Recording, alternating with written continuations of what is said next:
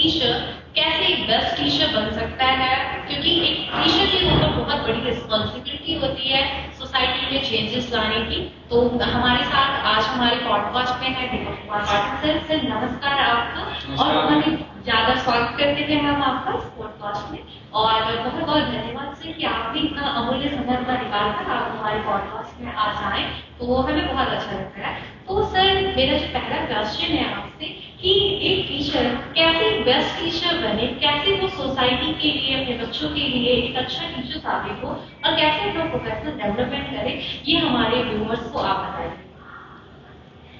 सबसे पहले तो आपको बहुत बहुत धन्यवाद श्रेया मैम, जो आपने मुझे इन्वाइट किया, और इसको चलाने में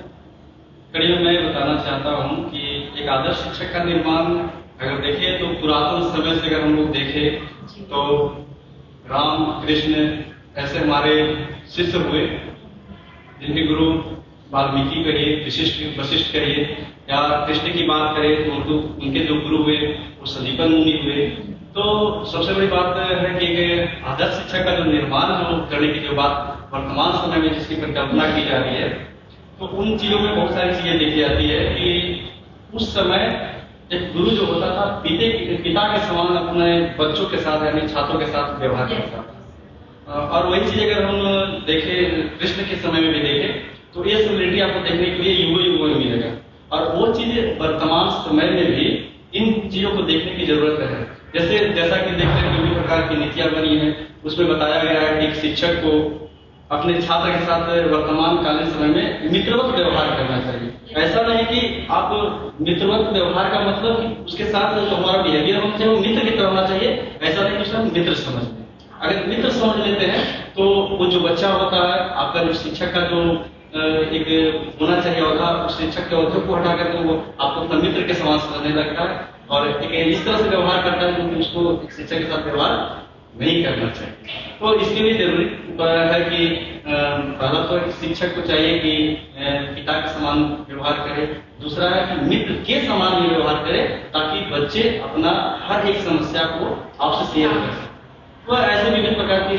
चीजें हैं जिससे हम कह सकते हैं कि इसको रख करके एक आदर्श शिक्षक का निर्माण कर सकते हैं। जैसे सर आपने ये कहा कि जो ये गुरु शिष्य की जो परंपरा है वो बहुत प्राचीन समय से चली आ रही, चाहे आप वैदिक सभ्यता की बात करें या फिर हम बहुत सारे सभ्यता की बात करें, तो एक जो रिलेशनशिप है स्टूडेंट और टीचर्स का जो आपस में, तो वो बहुत ही खूबसूरत सी बॉन्डिंग है। और अगर टीचर एज अ फैसिलिटेटर होना चाहिए, एज अ गाइड होना चाहिए, तो कुछ कोई भी चीज आपस में थोपे नहीं, क्योंकि बच्चा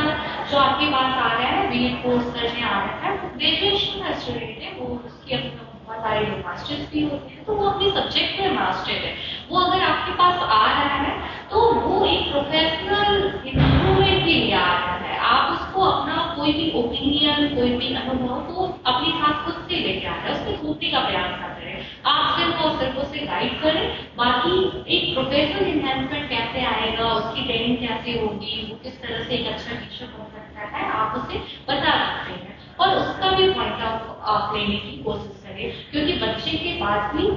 चेतना के स्तर पे तो नॉलेज के लेवल पे हम मान सकते हैं कि वो डिफरेंस थोड़ा बहुत हो सकता है, लेकिन चेतना के स्तर पे क्या है, बच्चे की एक अपनी सोच है, चेतना के स्तर पे वो आपके समान नहीं है। तो आप ऐसा नहीं, जैसे पहले के जो जमाने में होता था कि टीचर सेंटर्स की हम बात करते थे, टीचर सेंटर्ड एजुकेशन होता था, क्योंकि नॉलेज का कोई और सोर्स नहीं था। मैं इसमें एक बात करना चाहता हूँ कि जैसे देखिए प्राचीन समय में देखिए जब बात कर रहे थे हम लोग अभी राम की बात कर रहे थे, कृष्ण की बात कर रहे थे, तो जो गुरु होते थे वो उस समय बात करें तो शिक्षक केंद्रित हम लोग बात कर रहे थे। शिक्षक केंद्र में रखते तो क्या करता था शिक्षक, जो शिक्षक पढ़ा रहे हैं, जो बता रहे हैं, वही चीज को बच्चा सीखते। लेकिन वर्तमान समय में वो परिदृश्य बदल चुका है, उसके पीछे भी टाइम पे आपके पास गूगल नहीं था, आपके पास चैट जीपीटी नहीं था, आपके पास एआई सुविधा नहीं थी, आपके पास जो नॉलेज का सोर्स था वो टीचर ही था। तो उस टाइम पीरियड के अकॉर्डिंग अगर आप देख रहे हैं, उस टाइम पीरियड के अकॉर्डिंग टीचर सेंटर्ड एजुकेशन था, तो कोई गलत बात नहीं, वो उस समय के अकॉर्डिंग सही थी। और आज क्योंकि बच्चे के पॉकेट में दुनिया का हर नॉलेज है, एआई उसको सपोर्ट कर रही है, गूगल उसको सपोर्ट कर रहा है, चैट जीपीटी जैसी चीजें हैं, हो सकता है कि टीचर के पास इतना डाटा ना हो, तो डाटा की बेस पे क्या है कि वो उसके पास सोर्स ऑफ इंफॉर्मेशन बहुत ज्यादा है, तो अब आपको आपकी जिम्मेदारी और बढ़ जाती है। बस उसे रास्ता को दिखाने की जरूरत है कि वो किस रास्ते में जा रहा है, अपने ज्ञान का प्रयोग वो किस रास्ते में कर रहा है। क्या वो आदर्श शिक्षक बनने का जो वो रास्ता है, क्या उस रास्ते पे चलते वो एक अच्छा टीचर बनने का प्रयास कर रहा है, या वो अपने रास्ते से भटक रहा है। ये विषय का चयन कर रहा है, चुनाव कर रहा है कि मुझे बीएड करके टीचर बनना है। ऐसा तो नहीं बीएड करने के बाद वो किसी और रास्ते में जाने का प्रयास कर रहा है। आपकी थिंकिंग क्या है, विचारधारा क्या है? गवर्नमेंट जॉब लेने के बाद में मुझे 50-60,000 नौकरी मिलेगी, काम कुछ नहीं करना है, वो अपनी नैतिकता आपको वहां पे उसको सपोर्ट करने की जरूरत है, उसको इन्फॉर्मेशन देने की जरूरत नहीं है। आपको एज ए टीचर ये बताना है कि आपके लेवल की क्या चीजें हैं, आपको कौन सी चीजें जो नॉलेज मिल रहा है उसमें से कौन सी नॉलेज आपको एक्वायर करनी, क्या आपके लिए सही है, क्या गलत है। वैसे इस स्तर पे आने के बाद बच्चे के पास ये भी रहता है, लेकिन कि क्या चीज उसके लिए अच्छी है, क्या गलत है, लेकिन टीचर का काम है उसको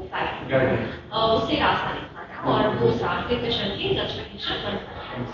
और सर जैसे कि ये रही इंफॉर्मेशन की बात, स्टूडेंट और टीचर सेंट्रिक की बात होने की,